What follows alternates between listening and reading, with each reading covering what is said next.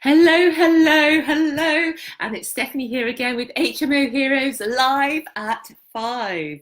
Delighted to be back with you today. And we're coming to you from Kingston upon Thames today. I'm on a juice retreat, a gorgeous, gorgeous place in Kingston upon Thames. So I was going to come to you tonight on my own, but I've got a surprise guest who's joining me who lives only 10 minutes down the road, and it's actually one of my own HMO heroes. So it's going to be a slightly different format tonight because we're going to be answering your rent to rent questions live.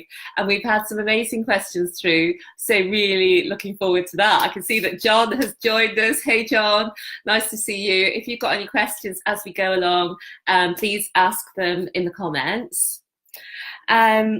So just for those who don't know about HMO Heroes, it's a Facebook community of HMO investors and wannabe investors for information, inspiration and motivation. Okay, and without any further ado, hey Ricardo, without any further ado, I want to introduce you to, oh my God. I want to introduce you to Pete Baker. I had a bit of a mind block. Pete Baker of Baker Wallier. He's been doing HMOs on a guaranteed rent basis with his own HMO management company with his partner Ash for the last almost 2 years. And in that time, he's now managing 55 rooms with a turnover in his business of over £35,000 a month. So he's gone from nothing, working in the corporate world just 2 years ago, to a successful HMO business. He's now just about to, or have you gone full time? Yeah, just about to go full time in the next few weeks. Is just about to go full time in the next few weeks. So it really shows what is possible. So without any further ado, he's joining me here from Thames, lives nearby. Hello. And so we're going to get to work on these questions we got. And we've had some brilliant questions. So first of all, we got from Kevin Davey. What's the process that you go through to vet potential tenants? And is there a pro forma available, please? So do you want to start off first? Yeah, so I think me and Steph were sort of talking a little bit just before we went live as well. We've got sort of different approaches to it. Very different. A lot of people do. I think to the core of what we do put a lot of trust into our tenants. So we meet them on a couple of different levels at different times, and we're just talking about sort of the format of those things. So I guess what we do when we first start off, we do a typical viewing. We get to know the tenants. It might be myself, or it might be Ash, or possibly might be Ritu, my property manager, who's Ash's sister, who does that. And then we'll arrange to meet them again at a separate time. And what we'll do is we'll also add them to a WhatsApp group with the rest of the tenants with the house they're potentially going to be living with, and they'll get to know them that way as well. Of course, you've got to have your standard stuff, your referencing, bank statements, and your right to rent in the UK checks. But really, we do ours based on a lot of trust. We trust the tenants. They're moving into a new home, and then we hope that trust is repaid. And up to date, that has been the case, to be honest. Great. So I was like horrified for that, wasn't I? I was horrified because I was like, what? I had a mad panic there, to be honest. Yeah, I did. I had a panic attack. I did. But what then Pete did say is that you go an extra level, that we don't actually do, and tell people about the next level. Yeah, so just to expand on that, so when we add them to a WhatsApp group with tenants from the house, that will typically allow them to get to know people they're going to live with. For example, recently we set up kind of a dinner which was hosted by the existing tenants, and they would show the new tenant around the house. They'd have a few drinks, they'd have a dinner, get to know them. And there was 3 rooms available. The tenants who lived there got to pick who were the sort of the most suited 3 tenants, and that worked really successfully for us. Yeah. Okay. Again, that got my palpitations up. I did think it's good, but then what about the 2 people who don't want it? But it is great for the existing tenants to meet the new tenant. I think that for the long term house is great. So is there anything else that you do? I think that's it really. It's probably well covered, to be honest, about what we do for getting tenants and what the process is for vetting them. At the end of the day, it is a people business, and people are going to be moving into a shared house. So you've got to connect those people who they're going to be living with. But you've also got to believe yourself in them, and you can only do that by meeting them. You can check as many documents you like. You can test them. You can look for paperwork. But at the end of the day, it's going to be the trust that you have with that person. So you need to spend as much time as possible with them. Yeah, okay. Well, our system is quite a lot different. So obviously we do the right to rent checks to make sure we're legally obliged to make sure that the people who come into the properties have the right to live in the UK.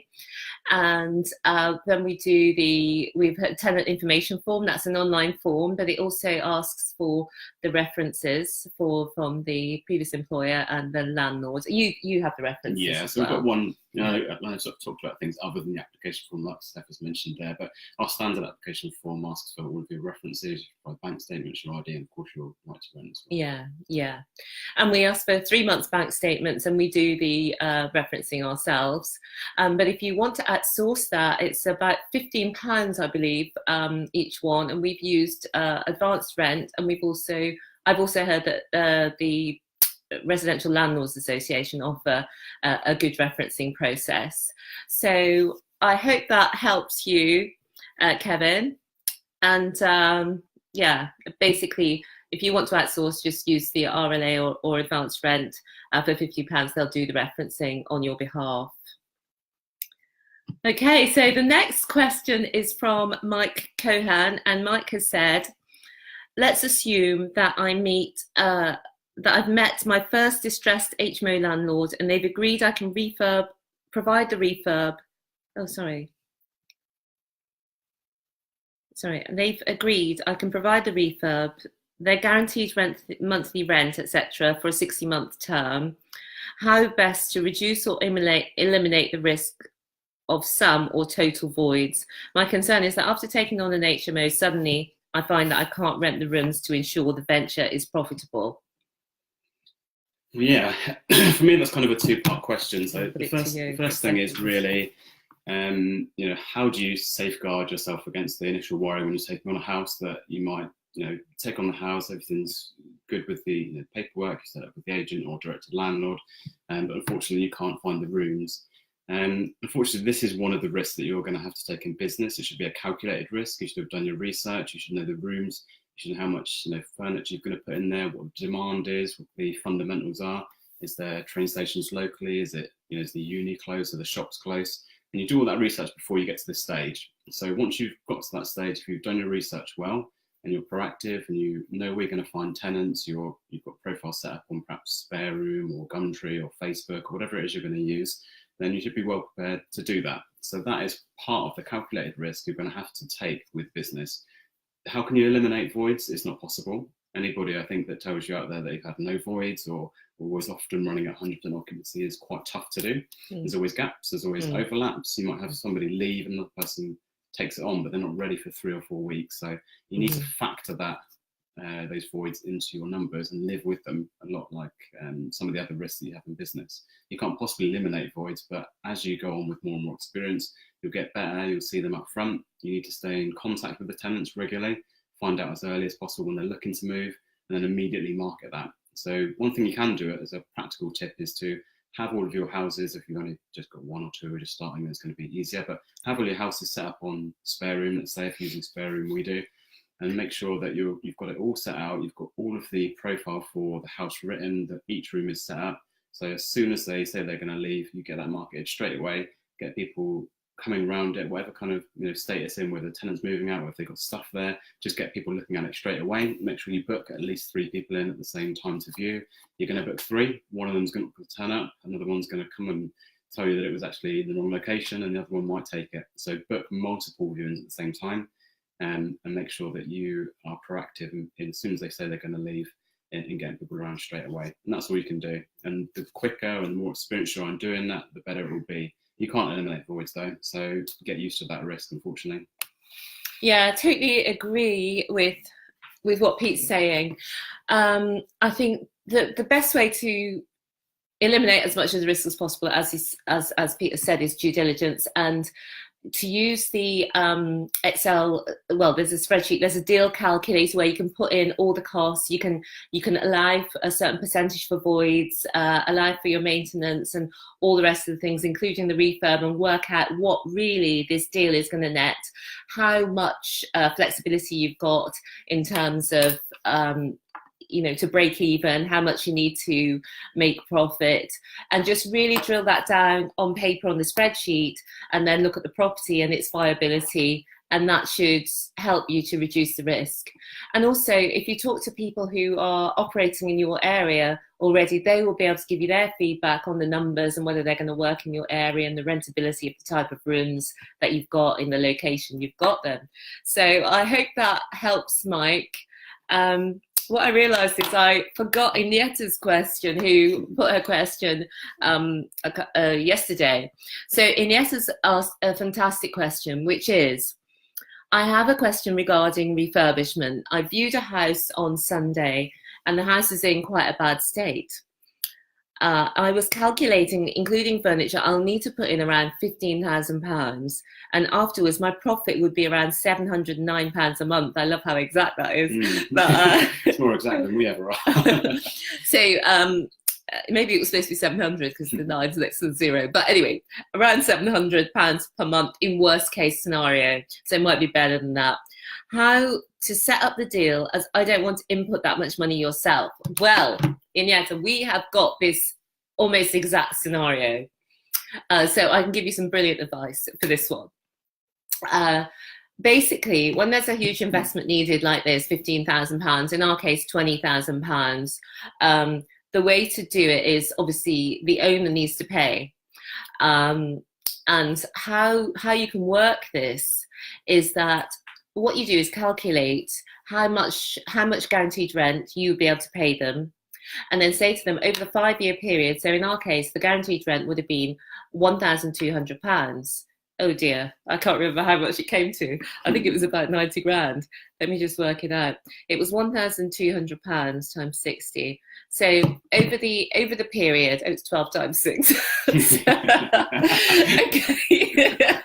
It's £72,000 over the whole 5-year period that they're getting. So with the refurb, at the moment they're getting nothing. They're actually losing money. So with the refurb of 20 grand over the 5-year period, even after you take off the 20 grand, they're still making £52,000. When you're able to show them that, then people are able to think, actually, this is good for me. This is great investment, because I know that these people are guaranteeing my rent now for the next 5 years. I put the 20 quid. I put the 20k in. I'm getting 72k back over the next 5 years, which means that overall I then make a profit over that 5-year period of 50k, and they're okay with that. When you're just telling people that they need to invest in their property and they can't see the return, even though on paper you're telling you need to sort of explain it in that way, that overall they'll be better off. Another way you can work it is if you're in a position to pay 20k, then another way to work it might be that you would charge a very low rent. And see if they would accept that, £200, £300. That's what I mean. So that is a very profitable deal for you over the period, and you would do that low rent for a certain period of time. But because of the risk involved in that, I don't think we would be looking to do that kind of deal at the moment. But there might be a thing where you say, well, you pay for the bulk of the refurbishment, and then I'll pay for the bits that you would normally pay for up to the level that you would normally be comfortable with, and with a slightly lower guaranteed rent, and then the owner would pay for the bulk of the refurbishment. So have you got anything to add on that one, Inietta? Yes, I'm Pete, by the way. I will play devil's advocate here, and I would say the best way to do it is to get all the details of that deal. Yeah. Calculate how much it's going to cost, do a similar calculation to Steph. And when you've got that spreadsheet finished, is probably delete it and then not do that deal. That's my personal preference, because we don't invest that much into rent to rent. So, but on a serious note, I would, I guess.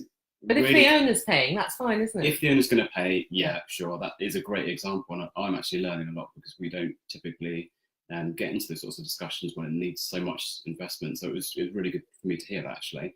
But back to like a crucial point at this stage is if you can't get that solution to work, which is a great one, not everyone's going to go for it. But after that stage and before you get to a stage where you're thinking about putting that money down yourself, and I'm aware a few other people have asked this recently as well. What about if it's 10 grand, or what if it's kind of £12,000? I'm going to make £800 a month. It's very, very tight and very, very risky. So particularly if it's one of your first couple, just know your strategy, know how much you've got cash in the bank, and please just think about that a bit more before you get into that sort of deal. Exactly. It is a risk.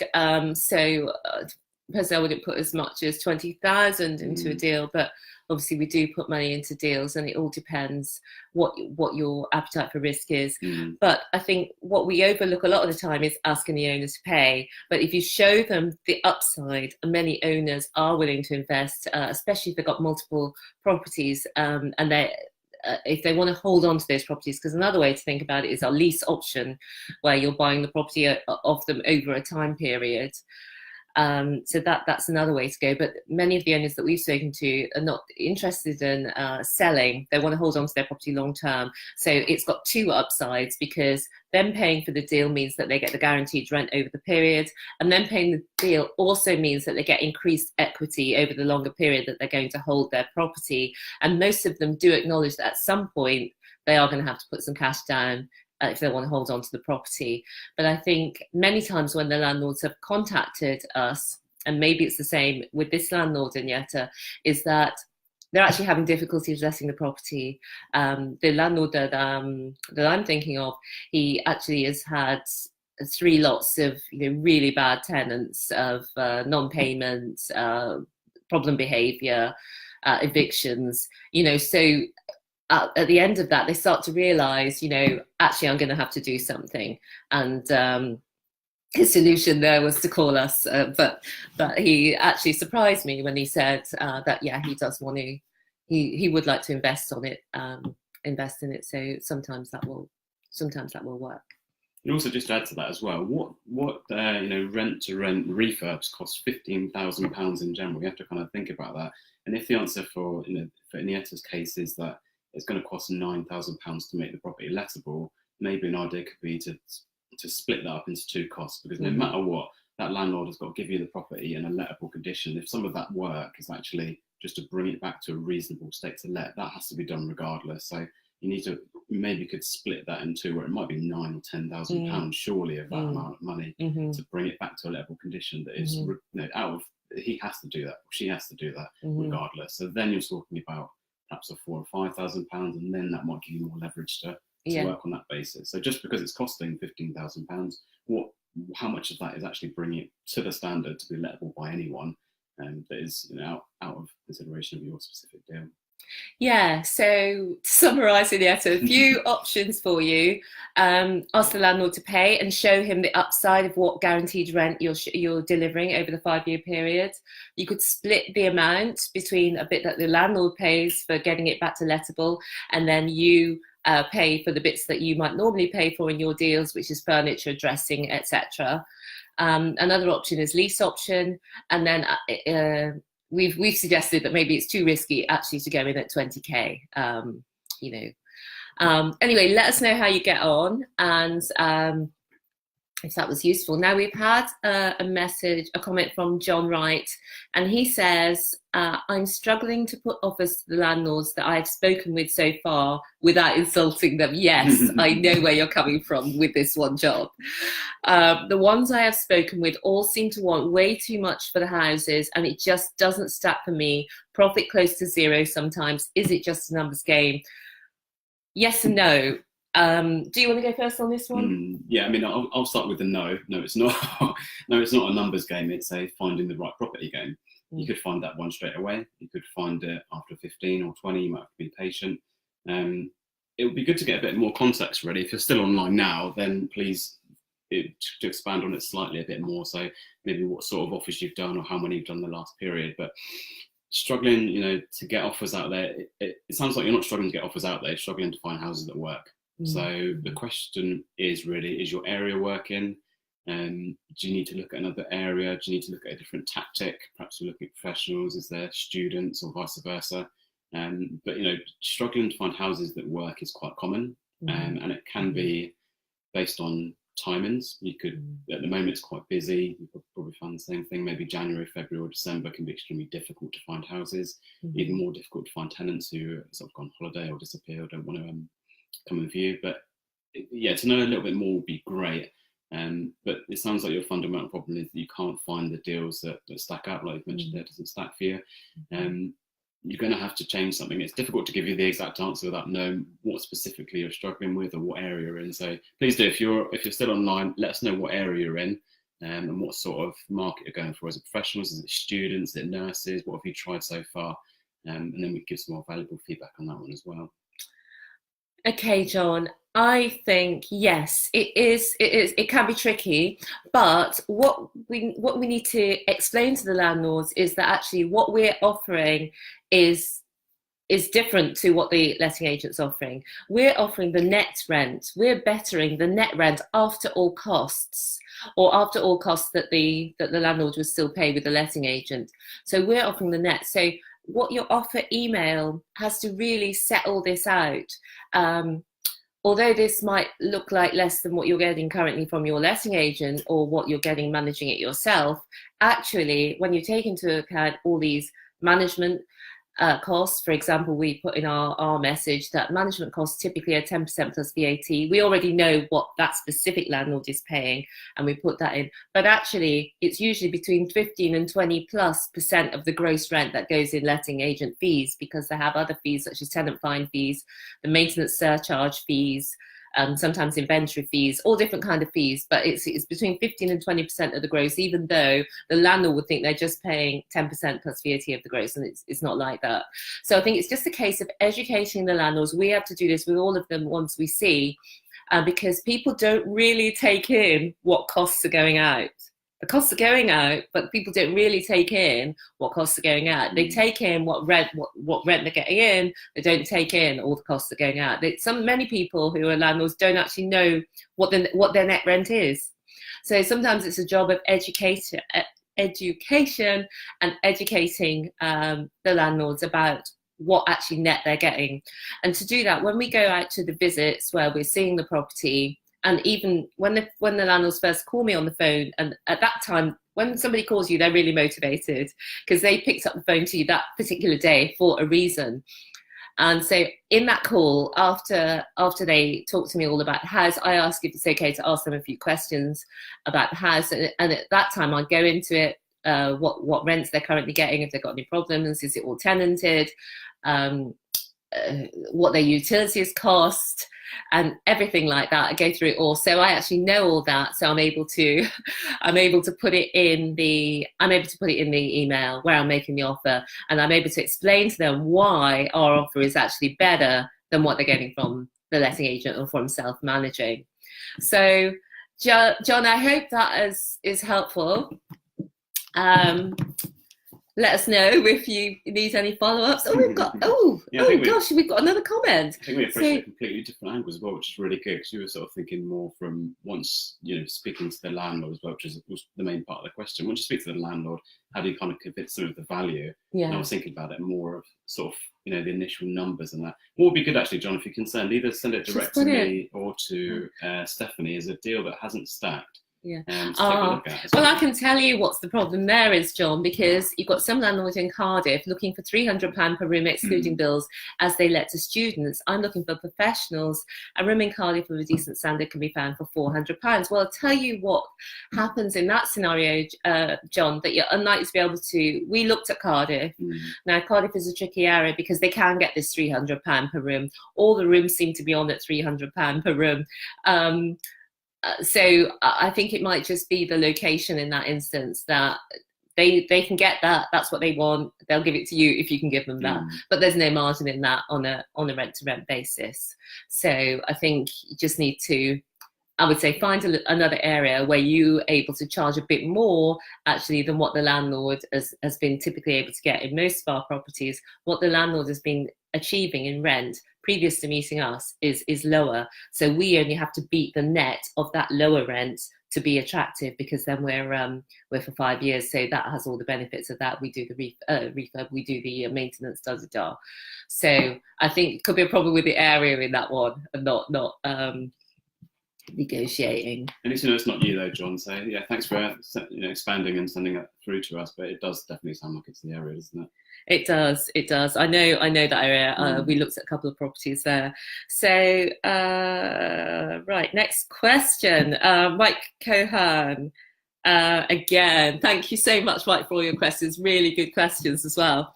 What attracts tenants to take a room at a viewing? What needs to be in or out to make a room attractive?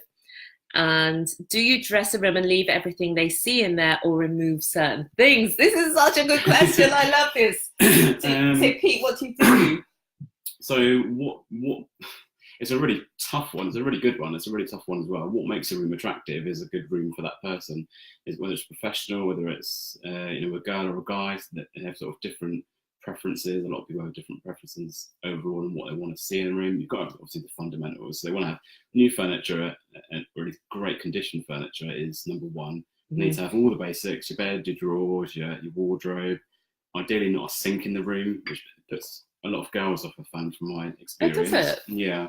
But they would like a sink. People kind of bringing up the fact that there's a sink in there. We've taken over a care home a house that used to be a care home, and each one had a sink in it. And all the girls said that, luckily the boys took those rooms, otherwise they would never have taken them, which I thought was interesting. I thought they would have taken actually because it had one in there perhaps, but just put them off completely. So there's little things like that, but yeah, the basics have got to be in there. Try and, if you've got the ability to get in there and paint it, if it's magnolia, just get rid of it. Nobody likes magnolia anymore. And these are regional preferences as well. So regional preferences, you'll know your area, you might know yours, Stephanie.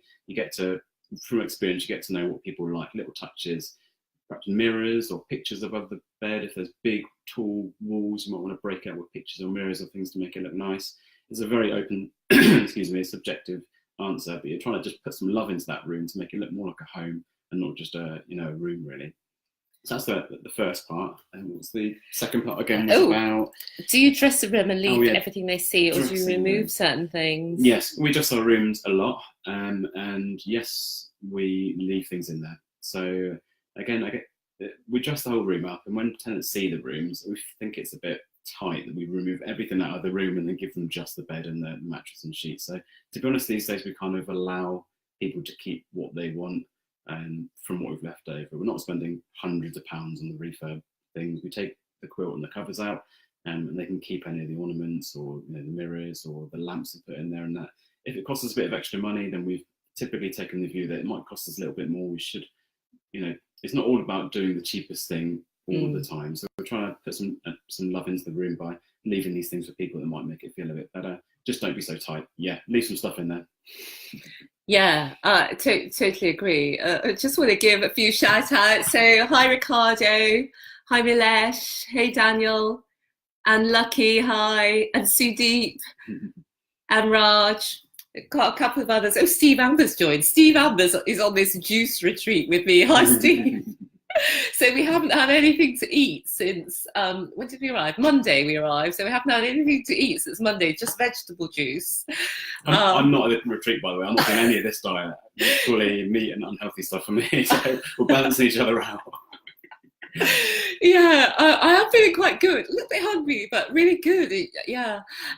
Anyway, so this question about the rooms, what do you do to dress rooms? It's so funny because I made a video a little while ago when I was changing over a room, and it was showing the room bare and dressed and why to dress the room. So I'll see if I can put that.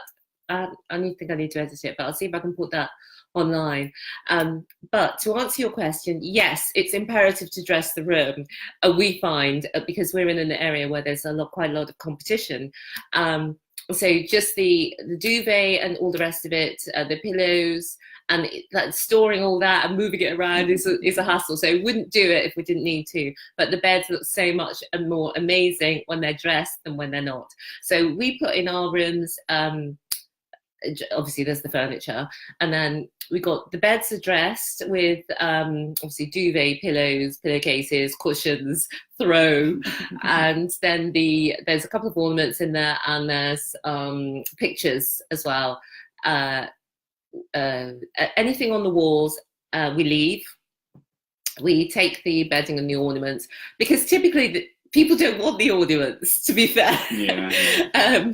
But the bedding's so inexpensive for them to buy, but actually for them to buy it off us, it's expensive for it. Yeah. If we just did it at normal rate with all these cushions on it and with the throw and all the rest of it, even if we did it at cost price, it's an expense. But we explain all that at the viewing. So I think dressing, definitely yes. And that's what we take out. So we leave everything that's on the walls that makes the room nice. But we don't leave the bedding. Okay. And the next question is, from Mike again. If you take over management of an HMO, what considerations need to be made for tenants with an existing agreement with the landlord? I think it's one for you. I don't think I have any experience with this existing tenants in there already, actually. Yeah, well, you need to serve a notice that says that management is changing. And then you need to talk to the tenants and take on and make new agreements with them, with yourself direct. So that's the simple part of it, really. The due diligence you need to do is to ensure that that they have got ASTs, that their deposits have been protected, and that everything is legal about the tenancy. But that tenancy anyway will be ending, and they will be starting a new tenancy with you.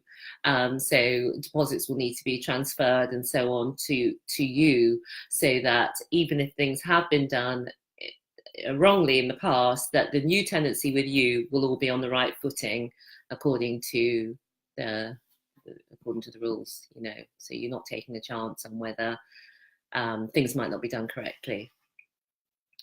So that's all the questions that we've had in. So what I thought I would do is, because the questions that I normally get, we can go through some of those, because I know that those are the questions that that people want to know the answer to. Yeah. So I can already see the change in you, Steph. Great, thank you. Skinny by Friday. That's my motto. But because this ends tomorrow, it's on Friday. But then the unfortunate part of it is that I might be fat again by Sunday. Sunday roast coming up. Yeah. Yeah. Okay, good. I'm glad you can see that. So number one, the big thing that people are asking about is voids, how to avoid voids. And I have got an amazing tip for you guys about how to reduce your voids. It's unfair now to come to you. So. You fire away with your top tip. You are going to love this one. So what possibly many of you are doing is giving a month's notice to your tenants, so they could move out at any time during the month, depending on when they give their notice. So if they give their notice on the 6th, they can move out on the 5th of the following month, and so on. What we did was we changed the notice for all of our tenants to be aligned with the rental period.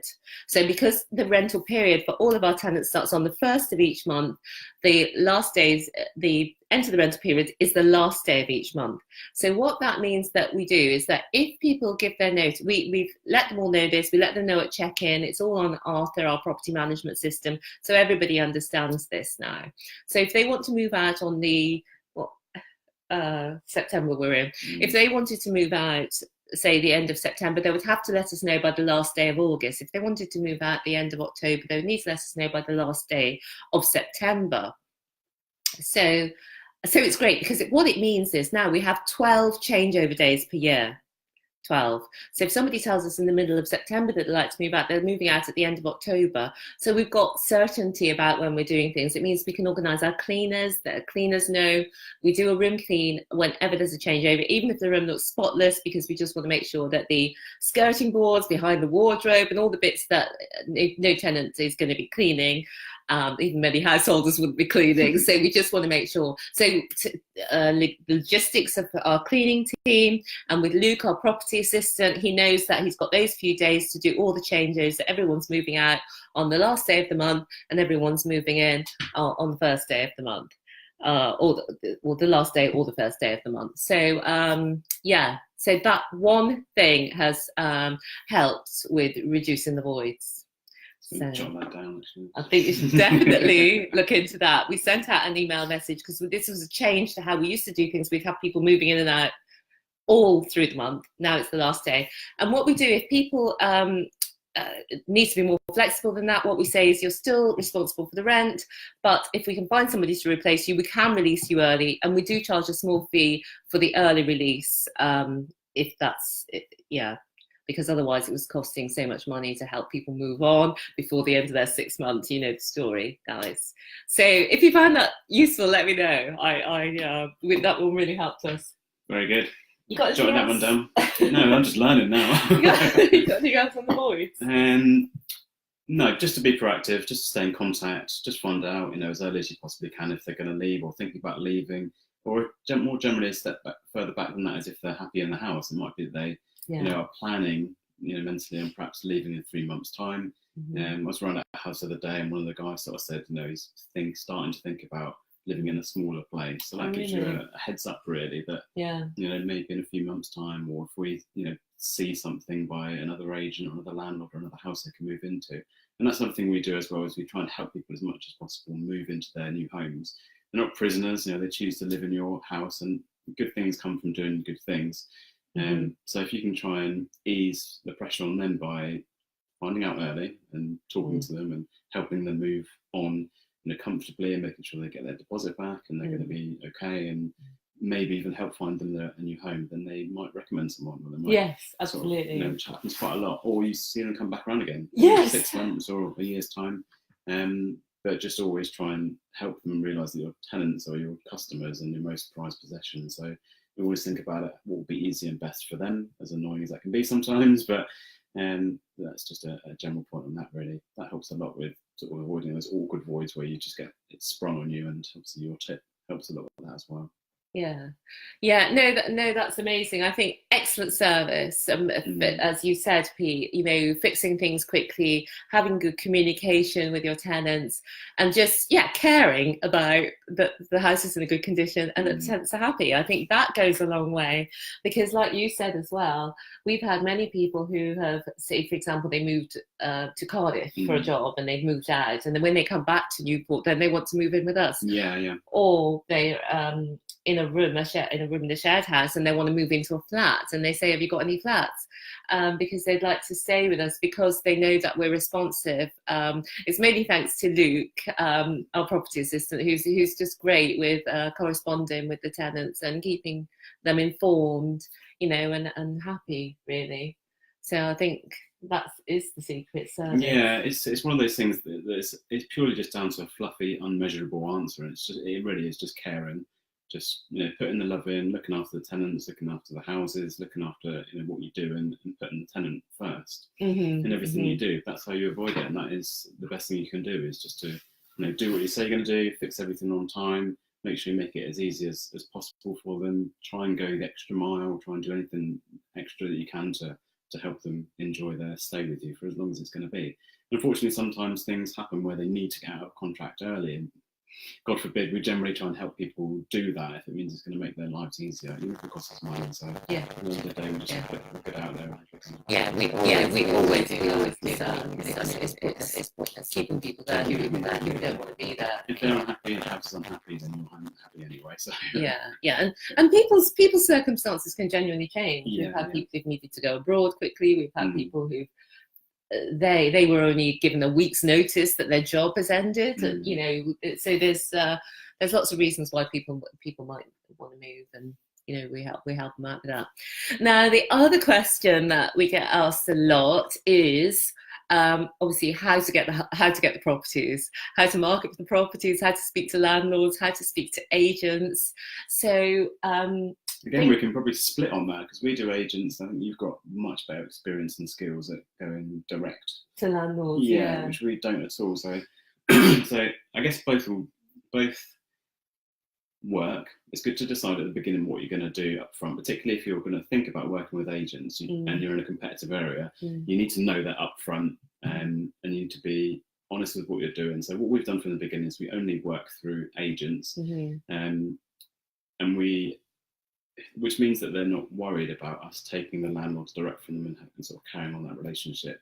So we've always done that. If we get a referral for a landlord direct, then we speak to the agent for it. And like I said, we only maintain our through agent relationship, which means that we've built that over a long time. Again, with the agents, we do what we say we're going to do. We always pay. We make sure we turn up. We take most of the houses that we go and see. And that's because we've done the due diligence beforehand. If the house looks like the pictures, the floor plan, the structure, then we take that house. And what we're trying to do is save the agent's time. So we are, again, thinking from the agent's point of view is that they don't want to have their time wasted. They want to get their agent fees. They want an easier life. And they don't want pulling out or not doing the houses. Now agents call us now. One is calling right now as well. They're calling us with houses because they know that we will, if we say yes, or if they see me or Ash turn up, then we're taking that house. And we'll come back to them with an offer within an hour. We will fulfill it. We won't pull out. We'll give, we pay a deposit. We always pay full ask because we only go and see houses where we know the numbers are going to work. And then we're quicker and faster and more dependable. So does that mean that the properties you're taking in general are not already HMOs? That it's a single let rent? Generally, there are single let rents, to then be converted. So we have had some experience before in trying to quote on ones that were HMOs already, and that's actually a lie. I just realised that 2 of them were HMOs already. They were the most recent ones. But generally, they were a family home. They're now going over to be HMOs. But the trouble, like I mentioned earlier as well, the trouble with ones that are already HMOs, or if the landlord has had experience of renting rooms out, albeit maybe failing, if they rent it 3 out of a 5-bedroom house, is that they then expect there's 5 rooms, there's 550 each. That's $2,500, so you should be paying me about 2,200. Ridiculous. That's, you're almost never going to win with that unless you really, force the education from the front. Best thing is to just present your offer, explain why, give the numbers, and then if you can, to hold your breath a little bit and wait until you speak to them again in the future. But don't expect them to just immediately turn around and agree with your half the rent. Well, what I wanted to ask you, because the question is what script should I say? What should I say? When I first go, can you remember what you used to say when you first started going in to see letting agents? We kind of cheated a bit because both Ash and I have got approximately 10 years sales experience. So I think we just had that experience straight away. So we didn't go for, we don't write scripts. We don't know very much of what we're going to say apart from our core values. And it's our business values, which is do what we say we're going to do, turn up, pay the money, and not waste people's time. And we're going to deliver on it. And we're super honest and super genuine with what we do. So in the beginning, that's quite tough because you haven't done anything, you haven't got any respect. It takes a little while for relationships. But again, it's just back to caring, being honest and being genuine. And having quite a clear message. So we'd make a call or we would send an email, super short, 1 paragraph or 1 paragraph's worth of talking, which was, we're a company, we've started fairly recently, we love property, I explained about what me and Ash had done before, bought a house, sold it, made lots of money, or why we love houses and what we love about them, and just let that passion come through, but super short. Don't try and oversell to agents because the first person you often speak to as well is a sort of a mid-level guy who just wants to get the viewing booked. Sometimes you'll spend too long up front, book the viewing, turn up, and then he wants you to explain what you do. So just keep it short, get a viewing booked, and then explain to him and or her boss when you get to that stage. So I would just say to keep it succinct. Don't write a script because they sound terrible, but just know what your core value is you want to explain. If it's that you only work with students and you look for houses by the uni, and 5-bedroom houses around from £1,500 to £1,700, and we're looking for those 2 or 3 houses in the next 4 months. That's enough of an introduction. And tell them what you're looking for, tell them what you're going to do, but just make sure it's succinct. I totally agree. And I think one of the things that Pete said there really hit home with me, which is that they want to know that you're honest. They want to know that you're going to do what you say you're going to do. They want to know that if they give the property to you, because that's what agents are concerned about, the risk, that they give the property to you, they can't get you out of there, you don't pay the rent. So they want somebody who's going to do those things. So your key message through what you do, not necessarily what you say, has to be that you're honest, you're trustworthy, and that you're going to deliver on your promises. So I think that's great advice. Thank you. And from the landlord's point of view, I love direct to landlords, is that it's so simple really, because imagine as maybe you are an HMO landlord, but if you are, you know what it's like, and not everybody is a full-time HMO landlord or a professional HMO landlord, for most people it's a side business. So they've got a busy job, maybe a business, a family, maybe they don't live near their HMO. So there's so many areas in all of that that generate hassle, heartache, stress. So when you're talking to HMO landlords, whether by letter or on the telephone or whatever it might be, I think it's just communicating how you're going to solve those problems and take those problems away, and just have your 3 sort of headline issues that you can solve. And the second part of the landlord thing is, part of it is when you're communicating with them by letter and so on. The other part is people don't know what to say when the landlords start calling you. So my top tip for this side of the conversation is listen.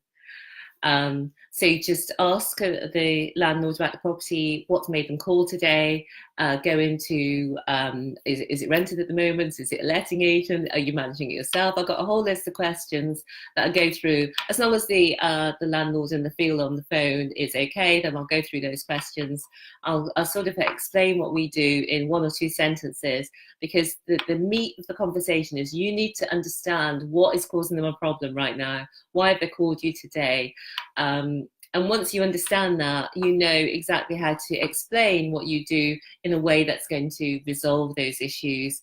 And it sort of makes you magnetic, because that landlords want to work with you then, because they just see that with you, their issues are going to be gone. As simple as that. Yeah, just make sure you're being really genuine, to be honest. For me, the first moment you speak to that landlord or that agent is the beginning of the relationship. So don't worry about that stage, but do be genuine, and do just talk about what you've done or what you've been experiencing recently. But you should be just emphasising your value at the same time as being genuine. And you want to be listening most of the time, because you want to understand about the property and you want to understand about what the pain is, because you're genuinely interested. This isn't a sort of formula that you can take and change the way. It should be what you're naturally thinking anyway. You naturally want to hear about the situation, about the house. Ask any questions that you've got burning. The difficulty can be they'll probably phone up, and you might validate that. They'll probably phone up with their burning questions immediately. They've got kind of 2 or 3 specific questions, so you'll need to perhaps overcome them and then revert back to kind of building a relationship or talking about something. Yeah, I mean, they will come with questions. They normally say, I've got your letter, what do you do? Yeah. So that'll be the question. So then you can answer that in a sentence. We will rent your property from you long term and pay you a guaranteed rent. And then say, is it okay if I ask you a few questions about your property? So you want to sort of explain, answer their question promptly. Is it okay if I ask you a few questions about your problem, property, but it is a problem usually, and then I can tell you a little bit more about what we do. And usually they say yes. If they said no, obviously you've got to go with their menu. You've got to go with how they want to do things. Yeah. But usually it's nice if you can say how you would like to do things. You'd like to ask them a few questions. You want to understand them. So. Yeah, so we covered voids, what to do when the landlords and agents calls. Yeah. Any other sort of key questions people normally ask on? We've captured a bit about the tenants and the onboarding. I can't think of anything. Can you, Pete? Really tough general ones, like how do I get started? That's get started. Just take action in the beginning. I think I sort of said before, I think the best place to start is to reducing your costs, looking at your own life and making sure you're personally set up as best as possible. So reduce those costs down, get rid of things you don't need to pay for, and get set for a big challenge when you're starting off this adventure. To get your admin and your house in order, your company set up, your name, your website, and the correct accreditations, maybe the Landlords Association, all of that stuff done. Do a little bit of training to get your market and your analysis, your spreadsheets, your CRM, whatever you're going to use set up. And then the hardest one is that next one, really. I think the preparation is one thing, but the next one is just awkwardly get on the phone. If you've got your message down, if you've got your paragraph of information, that your key points, your business values, then you just have to get out there and make some mistakes and learn, make sure mistakes aren't costing people, but you kind of have to bite the bullet at some point, and you'll learn so much more by taking that leap, whether it's calling that agent or calling that landlord or reaching out to people, or taking that next step than you will by sitting up front. So I know there's a lot of people, and probably a lot of your audience as well, who are kind of ready to do it, but perhaps not sure about taking that next step. At some point, you've got to bite the bullet and get on with it and do it. Absolutely. I think what you've said there is so key, because it's getting yourself right and your own mind and getting that positive mindset, because you will need that, because there will be some problems. There's always problems along the way, problems along the way to success. Yeah, I think it's that sort of clearing room ready for that. You need to clear some room first. Don't just, especially if you're working as well, like I have been, you need to kind of clear as much of the cupboard out first of all before you get started. Otherwise you're going to get overwhelmed pretty quickly and then not know what to focus on. And as you take those first steps, the steps where you're setting up your business, your limited company, and setting up your website and setting up your business cards, those are sort of offline. So that's when you can sort of do the work on yourself as well, and take the easy steps, which are the bits where you're not really having to liaise with people outwardly. And then once all that's in place, which don't let that take you a long time, I would say it shouldn't take you more than 3 months, even if you're working full time, to do those things. And then you actually have to start either contacting landlords or contacting letting agents. And that's really how to get started. You start contacting people, you start visiting properties, you start assessing deals, and eventually you get a deal. It's just as as easy as that. I mean, just on the agent side of thing, I guess the best place to start is to write down all of the agent's name. And maybe the first easy step could be just to call up and start getting contacts for lettings. If you're a bit sort of scared about taking the leap and contacting someone about the actual property, the first step is just to get them all written down, find out a contact for each of those, and then that can be a good first step. What you want to end up with at the end is all of your agents listed down, all of the contacts, who's going to work with you, who's not going to work with you, who's on the fence, who's going to need some work. You might have to go and visit them. Or you might have to speak to a different contact, but start a little mini CRM for those agents. Not everybody's going to work with you as well, so don't be worried if you get the biggest one saying absolutely not. There's going to be some that just absolutely won't. They've heard the story before as well, but you don't need all of them. You only need a couple of them, so don't be put off if you get rejection direct with landlords or with agents. Just get out there and find the yeses, and don't worry about people who absolutely won't deal with you. You don't need that many. You only need a couple. Exactly. You only need one, which is good, isn't it? Well, you need one to get started, then you need another one, then another one, then another one. Just one point actually I get asked quite a lot is with the one unspoken about point is about the initial agreements with agents. One thing to watch out for is when you do get through the door, when you do get a deal, particularly in the beginning when your company's young, with an agent, they are probably not, from my experience, never, but they are not going to take your standard rent-to-rent or guarantee contract or relocation contract and in any sort of fashion. So what you're going to have to do is start with the agent's contract and then work it back by taking out references to licenses, get some legal assistance doing this, or a contracts person to help you do that. But don't think you're going to be able to send over your template training contract and they're going to be signing that anytime soon. So I would say don't even bother. Get their contract and then work it back into what is similar to your contract, and then they'll sign that.